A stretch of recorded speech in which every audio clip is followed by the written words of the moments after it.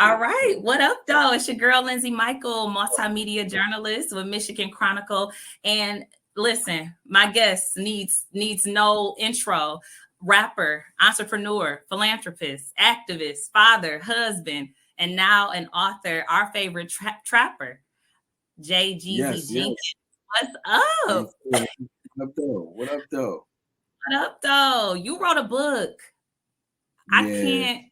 can't even fathom that. Like, I know that process. I heard that you said the process was therapeutic. The Yes. title of the Yes. book, Adversity for Sale. What You gotta believe. inspired the name of the book? Well, really, the subtitle, you gotta believe, because that's all. I that was my mantra.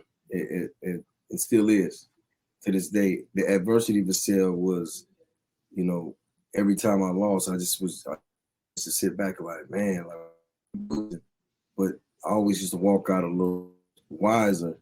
And I thought that was interesting because when I won, I walked away with nothing, you know, not even trophies. Mm-hmm. So I used to wonder, like, man, like, am I losing for a reason?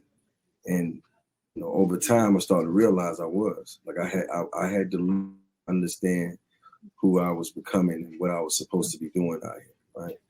And Mm-hmm. adversity still is the presentation, because I've sold music and I've sold spirits and everything, but I've never sold my losses, and I feel like that's where I'm at right now. It's like Yeah. a owner's manual or something. Well, I noticed growth in all of your albums. And for those of us who really listen to the lyrics, you've always poured your experiences, your reflections, and your lessons within the music. What happened that made the light bulb go off that said, let me put this in the form of a book? Life, life happened. I mean, music is one thing because it's one way to connect with people. And somebody gave me a book, Think and Grow Rich. And I remember the first time I completed, I was just like, I felt this sense of accomplishment, but I was like, hold on, let me go back to chapter.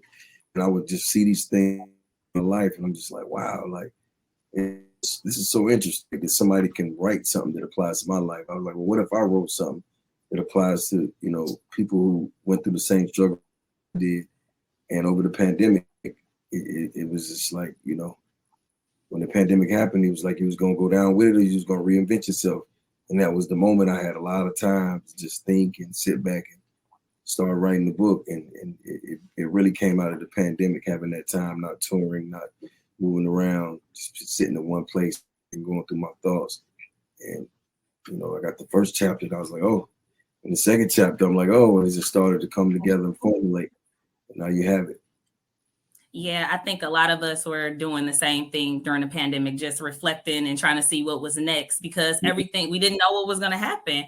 Right. I recently saw that you were with TD Jakes, Yep. and in your book, you talk a lot about forgiveness, mental health, and overcoming some huge obstacles, including jail, suicide was even mentioned. How Mm-hmm. big of a role has your faith played in your evolution? I would say the biggest. My grandmother gave me faith, and that's what I walk by, and I can't.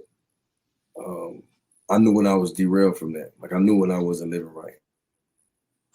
I felt the energy that came with it. I felt the luck that came with it. I felt the people that came with it. But just continuing to build on my faith is my foundation, and that was given to my grandmother. Which is crazy because any other place, but it was my grandmother making me go to church, and I'm like, why I gotta go to church every Sunday? And it's just like now, thankful. I wish I would have went more so I can at least understand.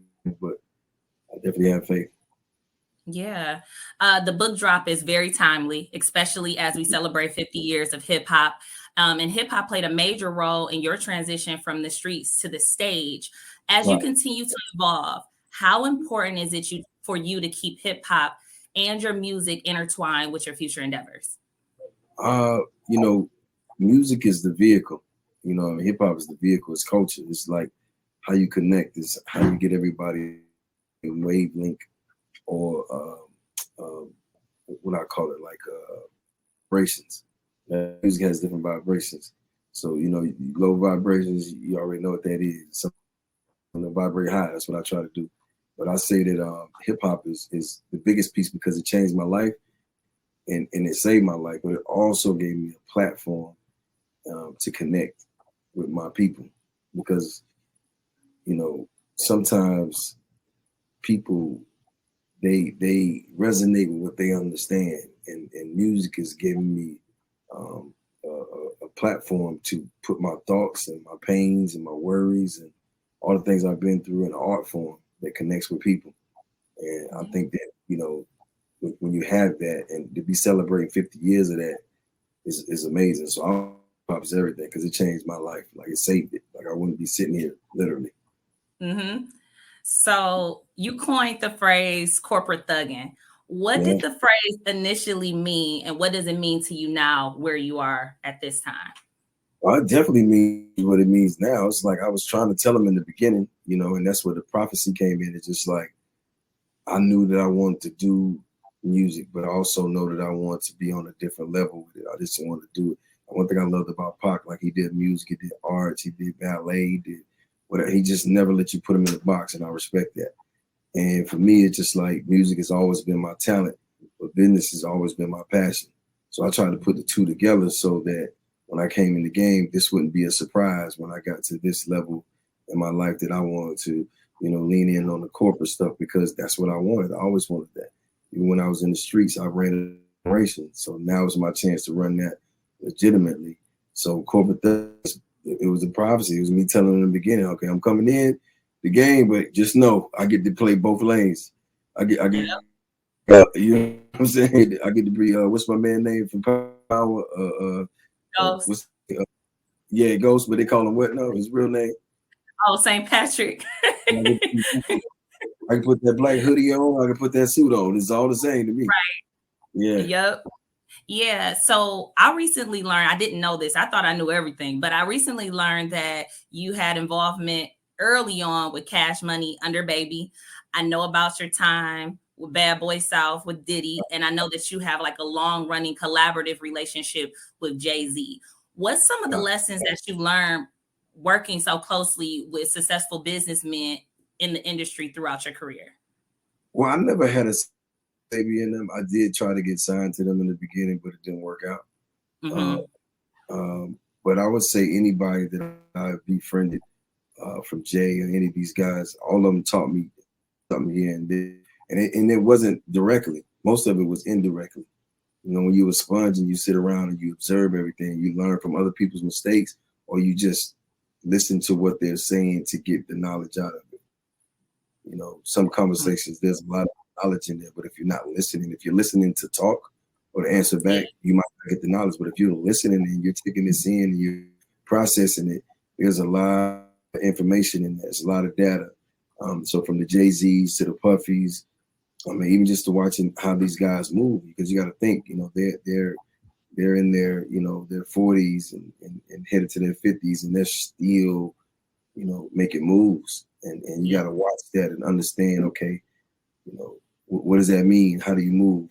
How are you to be 50 in this game? Like, what is it like? What is the 6-year-old playing? You know, and it sounds crazy because, you know, you coming up and you're young, you feel, I don't want to hear that, but that's what it is, because that's the golden year when you really get to live, right? So if anything I learned is how to live life, how to balance who you are, who you're becoming, and how to live life and continue to be productive. That's how I see it, and not lose your integrity or lose or the moves you make. Yeah. So I recently watched your interview on the Breakfast Club, and they said, "What's going on?" And you said, "What up, though?"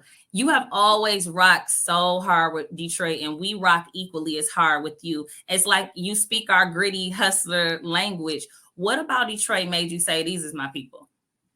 I mean, it was just the love. I mean, I remember the first time I came to Detroit for a show, and I went to like a restaurant. We had women bringing their kids and fathers, and it was just a different type of love.